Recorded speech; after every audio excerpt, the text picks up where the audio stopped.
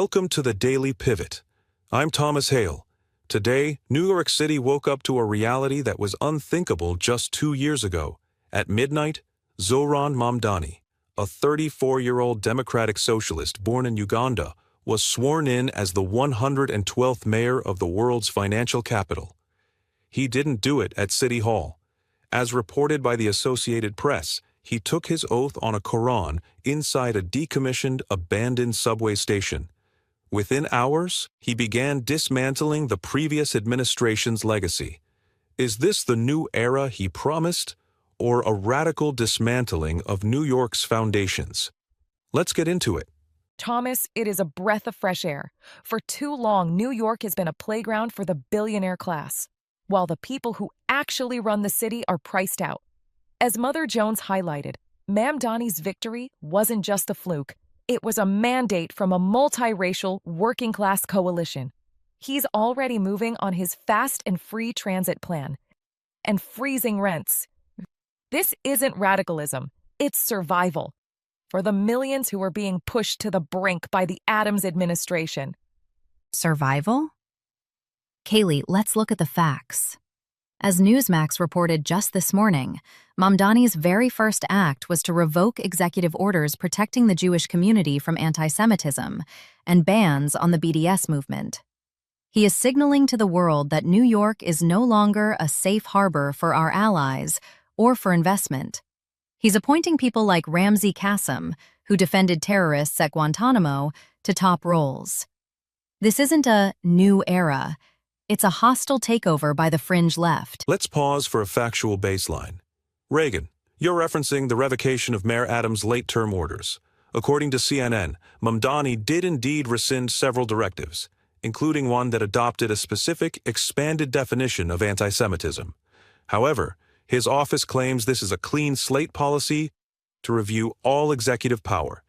Kaylee, Reagan is right that the business community is spooked.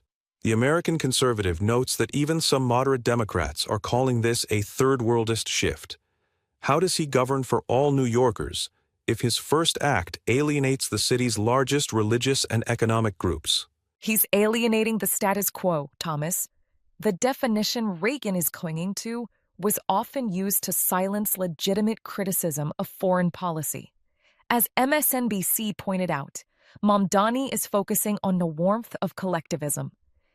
He's saying that the city's resources belong to the residents, not to developers or special interest groups that have had a stranglehold on City Hall for decades. The warmth of collectivism? That is chilling socialist rhetoric.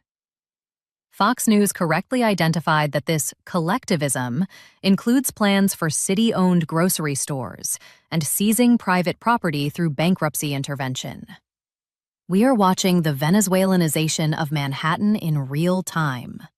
He's already at war with the FDNY, with even Elon Musk warning that his commissioner picks are based on ideology over public safety. People will leave. The tax base will crater. People are already leaving because they can't afford $4,000 for a studio apartment, Reagan. The tax base doesn't matter if the people who clean the offices can't afford the subway to get there. So your solution is to make the subway free, even though the MTA is already facing a massive deficit? It's math-free governance. It's a performance for his TikTok followers while the city burns. Enough. We are circling the same drain of socialist versus fascist labels that have paralyzed our discourse for a decade. Let's pivot. We are arguing over whether a subway oath is historic or disrespectful, and whether a definition of anti-Semitism is protective or restrictive. But while we bicker, let's look at the underlying human reality.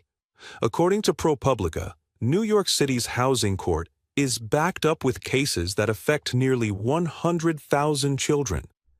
Whether you are a conservative who believes in property rights or a progressive who believes in housing as a right, the fundamental truth is that the system, as it stood on December 31st, was broken for everyone. That's true, Thomas. The homelessness crisis isn't a partisan talking point when you're walking past it every morning. And I agree, the system is broken. But you don't fix a broken window by tearing down the whole house. But that's the point. Mamdani didn't win because New Yorkers suddenly became Marxists. He won because, as the BBC noted in their analysis today, he spoke to a profound sense of dislocation. People feel like guests in their own city. The pivot here isn't about whether Mamdani is too radical. It's about why the moderate solutions of the last 20 years failed so spectacularly that a 34-year-old with a Quran and a Metro card was the only one who sounded like he lived in the real world. If he actually delivers on affordability without destroying the economy, I'll be the first to cheer. But history tells us that collectivism usually ends with everyone being equally poor. And I hope he realizes that to protect the collective, you have to protect the minorities within it, including the Jewish New Yorkers who are terrified right now. You can't have equity without safety. Now we're actually talking. Kaylee, Reagan, thank you. We spend so much time litigating the identity of our leaders that we forget the intent of our community. Zohran Mamdani is a symbol of a generational shift, of a religious milestone, and to some, a symbol of a looming threat. But symbols don't fix transit. Symbols don't lower rent. The Mamdani era will not be defined by the station where he took his oath, but by whether he can bridge the gap between rugged individualism and the warmth of collectivism, without losing the soul of the city. New York has always been a tension between the two, the drive to make it on your own, and the necessity of looking out for your neighbor. If we want a unifying solution, it isn't found in a policy paper. It's found in acknowledging that the other side isn't trying to destroy the city. They're just terrified of being forgotten by it. Whether you're in a boardroom on Wall Street or a rent-stabilized unit in Astoria, the goal is the same. A city that is as big as our dreams and as grounded as our needs. Let's hold the new mayor to that standard, not as partisans, but as New Yorkers. Subscribe, and good night.